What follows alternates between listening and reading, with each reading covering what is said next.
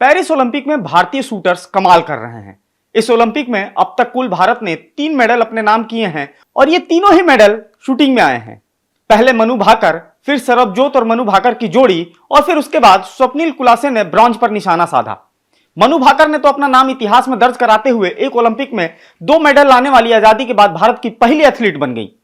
इस समय मनु के साथ एक और नाम खूब चर्चा में है और वो नाम है जसपाल राणा का। वही जसपाल राणा जो मनु भाकर के पर्सनल कोच हैं और इस समय जसपाल राणा और मनु भाकर की कहानियों से सोशल मीडिया भरा पड़ा है। हर कोई टोक्यो ओलंपिक से लेकर पेरिस ओलंपिक तक के इस सफर के दौरान जो कुछ हुआ उसकी बातें कर रहा है। लेकिन क्या आप जानते हैं जसपाल राणा भी अपने समय के चैंपियन खिलाड़ी हैं, यानी कि चैंपियन एथलीट रहे हैं। उनका भी जुनून था ओलंपिक में मेडल जीतने का। आज के इस एक्सप्लेनर में हम जसपाल राणा की पूरी कहानी जानेंगे और साथ ही जानेंगे वो टोक्यो ओलंपिक वाला विवाद भी। नमस्कार, मेरा नाम है मार्तंड सिंह और आप देख रहे हैं डेली लाइन। जसपाल राणा के साथ ट्रेनिंग के बाद ही मनु समेत इन शूटर्स ने कॉमनवेल्थ गेम्स, एशियन गेम्स और आईएसएसएफ वर्ल्ड कप में कई गोल्ड मेडल जीते। इन शूटर्स की चर्चा देश भर में होने लगी और फिर टोक्यो ओलंपिक को लेकर भारतीय फैंस की उम्मीदें भी बढ़ने लगी थी। यहीं पर धीरे धीरे मतभेद शुरू होने लगे और इसकी शुरुआत हुई कंपटीशन को लेकर। मनु 10 मीटर मिक्स टीम और 25 मीटर में हिस्सा ले रही थी और इसे आगे भी जारी रखना चाहती थी। जसपाल राणा इसके खिलाफ थे। उनका मानना था कि मनु को सिर्फ 2 इवेंट में हिस्सा लेना चाहिए, क्योंकि इतनी कम उम्र में 3 अलग अलग इवेंट्स का बोझ संभालना उनके लिए मुश्किल होगा।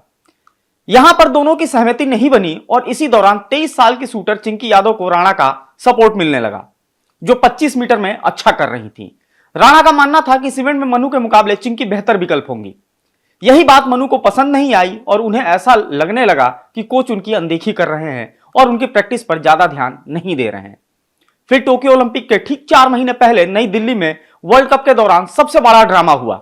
यहां सबसे पहले मनु ने अपनी नाराजगी राणा के सामने रखी। फिर अगले दिन जैसे ही एक इवेंट में चिंकी ने मनु को हराते हुए गोल्ड मेडल जीता तो राणा एक सफेद टी शर्ट पहनकर कर्णी सिंह शूटिंग रेंज में घूमने लगे, जिसमें बड़े बड़े अक्षरों में कई मैसेज छपे हुए थे।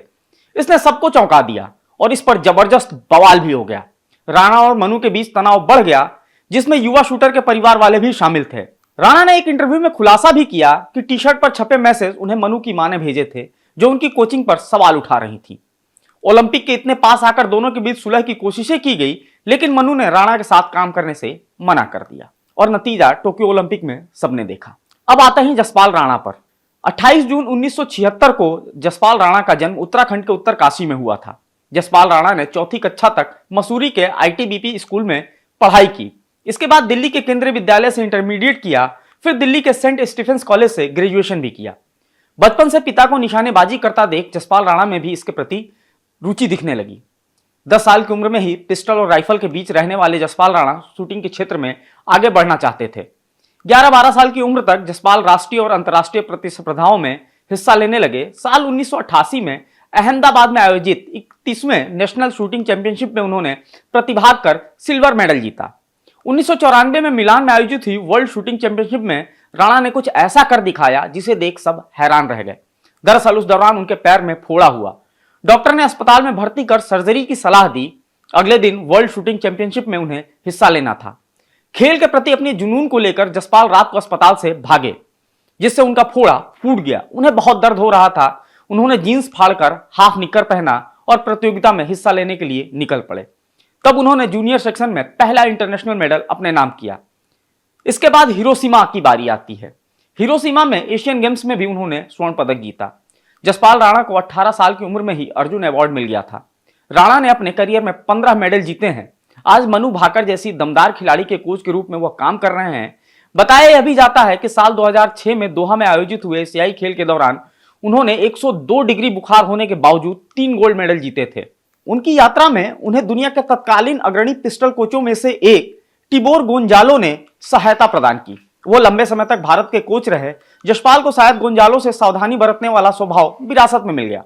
गोंजालो एक नोटबुक, पेंसिल और गले में एक सीटी लटकाए घूमते थे और हर किसी की ताकत और कमजोरियों को उस नोटबुक में नोट करते रहते थे। टिबोर के साथ खड़े युवा जसपाल की छवि अभी भी उनके एफबी पेज पर मौजूद है। जसपाल ने हमेशा ओलंपिक का लक्ष्य बनाया था, लेकिन उन्हें इस बात का अफसोस रहा कि स्टैंडर्ड पिस्टल और सेंटर फायर पिस्टल ओलंपिक कार्यक्रम का हिस्सा नहीं बने। जसपाल के प्रतिभा को आगे लाने का मौका तब मिला जब उन्हें जूनियर राष्ट्रीय कोच नियुक्त किया गया। इसी दौरान उन्होंने मनु और सौरभ चौधरी की प्रतिभा देखी। दोनों ने 2021 में टोक्यो ओलंपिक में भारत का प्रतिनिधित्व भी किया। जसपाल राणा को उत्तराखंड का गोल्डन बॉय कहा जाता है। राणा ने शूटिंग के राष्ट्रीय और अंतर्राष्ट्रीय दोनों क्षेत्रों में 600 से अधिक पदक अर्जित किए हैं।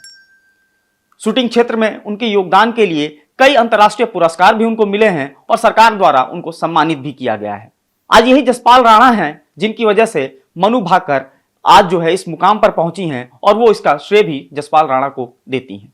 आज के वीडियो में फिलहाल इतना ही। आप फॉलो करते रहे हमारे डिजिटल प्लेटफॉर्म डेली लाइन को।